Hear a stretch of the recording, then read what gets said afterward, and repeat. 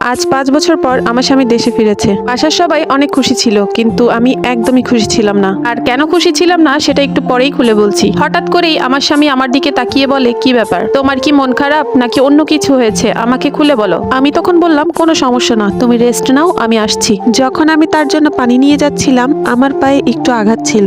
আমি তখন একটু খুঁড়িয়ে খুঁড়িয়ে হাঁটতেছিলাম, আর সেটা তখন আমার হাজবেন্ডের চোখে পড়ে। আমার স্বামী তখন আমাকে সাথে সাথে ডেকে বলে, কি ব্যাপার, কি হয়েছে পায়ে? তো তখন আমি বললাম, তেমন কিছুই না, ওই পায়ে একটু ব্যথা পেয়েছিলাম। তখন আমার স্বামী বলে, আচ্ছা আমি অনেক ক্লান্ত, আমি একটু ঘুমিয়ে নিই, ঘুমানোর পর বিকেলে আমরা দুজন ঘুরতে বেরোবো। এই বলে আমার হাজবেন্ড ঘুমিয়ে যায়। সে ঠিক 3-4 ঘন্টা পর ঘুম থেকে উঠে আমাকে বলে, তুমি সুন্দর একটি শাড়ি পরে নাও, একটা নীল শাড়ি পরো, আমার সাথে ঘুরতে বের হবা, আর সাথে সুন্দর সুন্দর গহনাও পরবা। এই কথা শুনে তখন আমি একটু হেসেই উত্তর দিলাম, আমি এসব কোথায় পাবো? আমার তো হাতে গোনা 2-2টা শাড়ি এবং 2-3টা জামা আছে, যে জামাগুলো আমি সচরাচর বাসায় পরি। আমার স্বামী তখন চেঁচিয়ে বলল, মজা করো না তো, যাও, যেটা বলেছি সেটা করো। তখন আমিও তাকে জবাব দিলাম, কেন মজা করতে যাব তোমার সাথে? আমি যা সত্যি আমি তাই বলেছি, আমার এর থেকে বেশি কিছু নাই। তখন আমার হাজবেন্ড চিল্লায় উঠে বলল, প্রতি মাসে যে তোমাকে আমি জামা আর গয়নাগাটির জন্য এক্সট্রা টাকা পাঠাইতাম, সেগুলো দিয়ে কি করেছো তাহলে? আর এখন এসে বলছো তোমার কোনো ড্রেস নাই। তখন আমি বললাম, কার কাছে দেন, কোথায় দেন, কই দেন, কোথায়? আমি তো প্রতি মাসে ড্রেস কেনার জন্য কোনো টাকা পয়সা পাই না। বছরে আমাকে একটা জামা দেওয়া হয়, তাও আপনার মায়ের পছন্দের।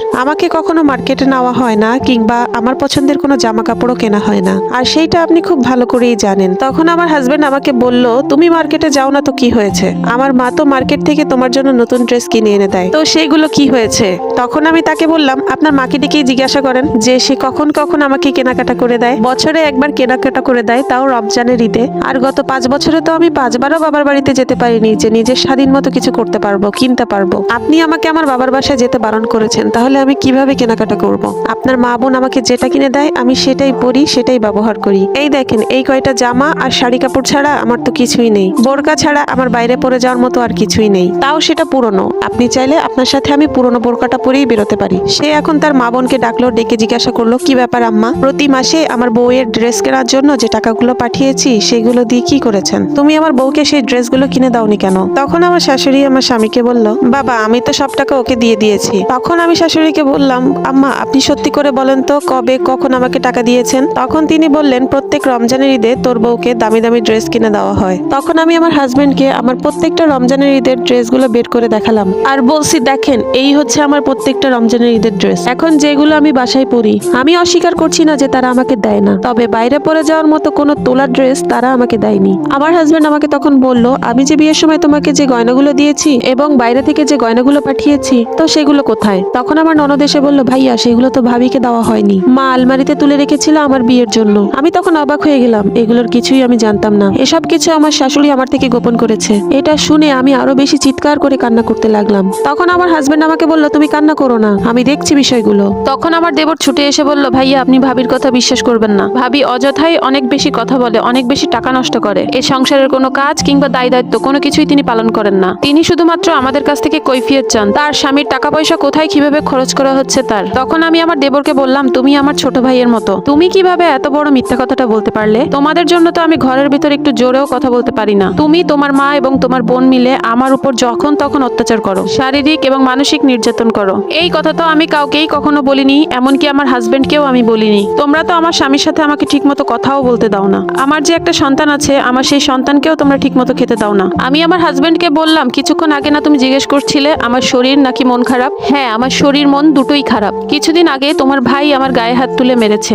আর তোমার বোন এসে আমাকে ধাক্কা দিয়ে ঘর থেকে বের করে দিয়েছে, আর বলেছে আমি নাকি এই বাড়ির কেউই না। আমি শুধু ধৈর্য ধরে তোমার অপেক্ষায় ছিলাম যে তুমি কবে দেশে ফিরবে, আর কবে আমি একটা স্বস্তির নিঃশ্বাস ফেলতে পারবো। তুমি তো এখন দেশে ফিরে এসেছো, তুমি চাইলেই আমাকে ঘর থেকে বের করে দিতে পারো। তোমার ভাই বোন যখন আমাকে নির্যাতন করতো, তোমার মা তখন একটা কথাও বলেনি, বরঞ্চ সব দোষ আমার উপরে দিয়েছে। বলেছে সব দোষ নাকি আমার রান্না ভালো না, আমার কথা ভালো না, আমার চলাফেরা ভালো না, এমনকি আমার সন্তানকেও খাওয়াতে গেলে তাদের নজর পড়ে। এমনকি আমাকে এও শুনতে হয়েছে যে আমি নাকি আমার সন্তানকে অনেক বেশি খাওয়াই ফেলি। বিশ্বাস করো, আমি এমনটা কখনো করিনি। যদি এমনটা করতাম তাহলে আমি আর আমার সন্তান এতটা শুকিয়ে যেতাম না। আর সেটা তুমি নিশ্চয়ই আমাদেরকে দেখে বুঝতে পারছো। আমি অপেক্ষা করছিলাম এই দিনটির জন্য, কবে তুমি দেশে ফিরে আসবা। হয় দেশে এসে আমাকে নিজ হাতে ঘর থেকে বের করে দিবে, আর না হয় সারা জীবন আমাকে তোমার কাছে নিয়ে রাখবে। তখন আমার হাজবেন্ড আমাকে বুকে জড়িয়ে ধরেছে এবং কান্না করে দিয়েছে, আর বলেছে আমার জীবনের অর্ধেকটা সময় আমি পার করে দিয়েছি প্রবাসে, শুধুমাত্র তোমাদেরকে ভালো রাখবো বলে, আর তোমাদের মুখে একটু হাসি ফোটাবো বলে, আর তোমরা সেই আমার বউ বাচ্চাকে একটু ভালো রাখতে পারলে না? মা, তুমি কিভাবে পারলে আমার বউ বাচ্চার সাথে এমন অন্যায় করতে? এই বলে সে আমাকে বুকে জড়িয়ে ধরে কান্না করতে লাগলো। সেও কান্না করছে, আমিও কান্না করছি, সাথে আমাদের বাচ্চাটাও কান্না করছে। আমার দেওর, ননদ, শাশুড়ি সবাই আমার জামাইয়ের কাছে ক্ষমা চাচ্ছে। তখন আমার হাজবেন্ড বলল, আজকের পর থেকে যদি শুনি আমার বউ বাচ্চার উপরে তোমাদের কুনজর পড়েছে, তাহলে আমার থেকে খারাপ আর কেউ হবে না। মা, ভাই, বোন হিসাবে তোমাদের যতটুকু দেওয়ার, যতটুকু করার ততটুকুই তোমাদের দিব আর করব। আজ থেকে আমার বউ তোমাদের কোনো কাজ করতে পারবে না। আজ থেকে তোমরা আলাদা থাকবে, আমার বউ বাচ্চা আলাদা থাকবে। এই কথা বলে আমার হাজবেন্ড আমাকে নিয়ে আমার বাবার বাসায় চলে এসেছে। প্রবাসীদের বউদের এইভাবেই প্রতিনিয়ত অত্যাচার সহ্য করতে হয়। আর প্রবাসী ভাইদেরও উচিত তাদের বউদের সাথে সরাসরি কথা বলা, তাদের সব সমস্যার কথা শোনা। কিছু কিছু প্রবাসী স্বামী আমার স্বামীর মতো ভুল করে থাকে, মাকে কিংবা ভাইকে দায়িত্ব দিয়ে দেয় সংসার চালানোর জন্য। এর মতো ভুল কাজ আর হতে পারে না। এটি একটি গল্প। এই গল্পটির সাথে আমার বাস্তব জীবনের কোনোই মিল নেই। এক আপুর ইনবক্স থেকে নেওয়া গল্পটি আমি আপনাদের সাথে শেয়ার করেছি মাত্র। আশা করি গল্পটি ভালো লেগেছে। আল্লাহ হাফেজ।